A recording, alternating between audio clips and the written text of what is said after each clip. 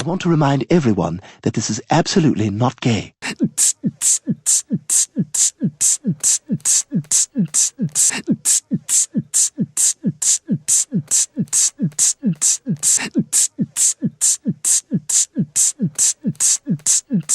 Pedro Pascal used to be Hollywood's golden boy. From slaying in Game of Thrones to leading roles in The Mandalorian, The Last of Us, and now Fantastic Four, the man was everywhere. But lately, that charming smile, the daddy persona, and the internet's obsession with him are starting to backfire. Because Pedro Pascal's situation just got a whole lot worse. And it's not just fans turning on him, it's controversies, overexposure, rumors, awkward interviews, and some seriously weird moments that are making people question whether Pedro is everything he seemed. So how did everyone's favorite actor turn into someone fans are tired of? Let's break it down. Pedro Pascal's rise to stardom was like something out of a movie. Born in Chile, raised in the US, grinding for years in the acting trenches, until he finally got his big break as Oberyn Martell in Game of Thrones. And from there, it was non-stop. He took over Narcos with his role as Javier Peña, a no-nonsense DEA agent hunting cartels. Then came The Mandalorian, where he played a stoic bounty hunter and somehow made a helmet iconic. Then The Last of Us, where he broke hearts and blew minds as Joel. He became a meme, a TikTok obsession, the internet's daddy. People weren't just watching his shows, they were simping hard. But with fame comes pressure, and with constant exposure comes fatigue. Here's the thing, Pedro Pascal is everywhere. We're talking Dune 2, Gladiator 2, The Uninvited, Eddington. And now, Fantastic Four, where he's playing Reed Richards, aka Mr. Fantastic, the literal face of the MCU for the next decade. And fans are not loving it, because people are burned out. Even those who love Pedro are starting to say, give us a break. He's been typecast to hell, from Joel to Mando to Mr. Fantastic. It's just Pedro playing different versions of tired, emotionally closed-off dads. The whole daddy branding, it went from charming to cringe real fast. It's not even about bad acting. It's too much of the same guy in every franchise. And now, the fan base is divided. Some want him to win, some want him gone, and some are digging into his personal life. So how did casting Pedro as Reed Richards blow up like this? Well, it all started with fan expectations. Back in Doctor Strange in the Multiverse of Madness, John Krasinski showed up as Reed Richards for a short cameo. Fans loved it. They wanted him to be the new Mr. Fantastic in the main universe. Then came the rumors that Adam Driver was being considered for the role, another massive name, another polarizing option. But then Marvel pulled a wild card, Pedro Pascal. And that's when the internet lost its mind. Reddit was full of discussions like, I am sick of watching Pedro in everything. Why not give new actors a chance? This is a miscast. Others accused Marvel of pushing woke Hollywood politics and casting safe names. Suddenly, the guy everyone used to love became the guy people were tired of defending.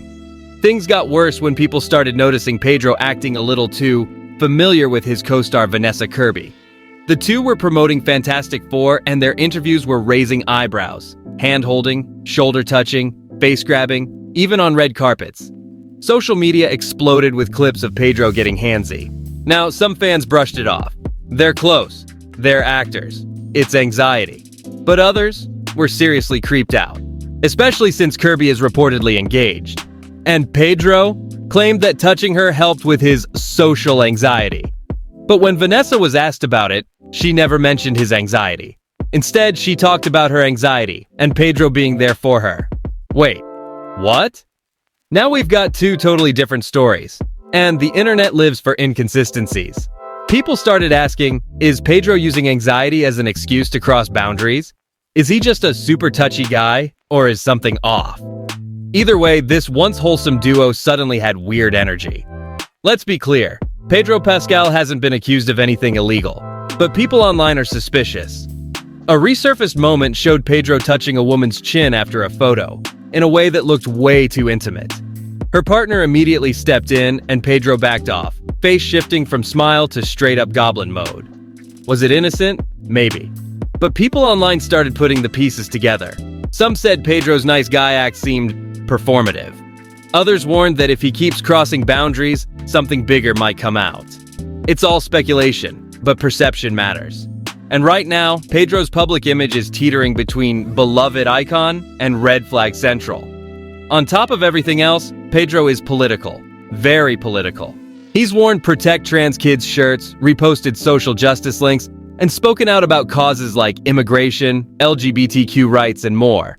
I want people to be safe and to be protected, and I want very much to live on the right side of history. And I'm an immigrant. My parents are refugees from Chile. I myself was a refugee. We fled a dictatorship, and I was privileged enough to grow up in the U.S. And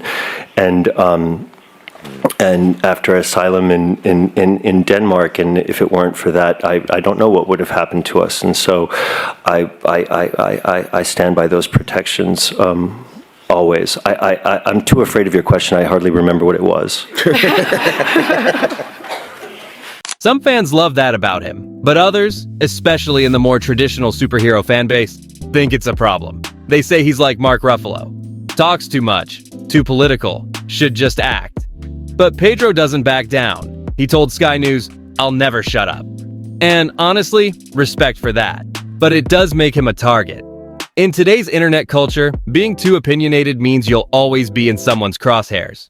Here's another concern. Pedro Pascal has never led a box office hit. Yeah, he's been in Wonder Woman 1984, which flopped. And now Gladiator 2 and Fantastic Four.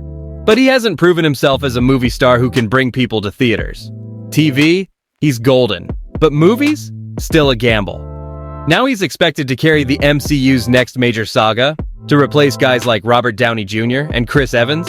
Fans are worried. Can he even sell a film? What if Fantastic Four flops? What if Marvel's done for? Suddenly, Pedro isn't just an actor, he's a risk. So, what now?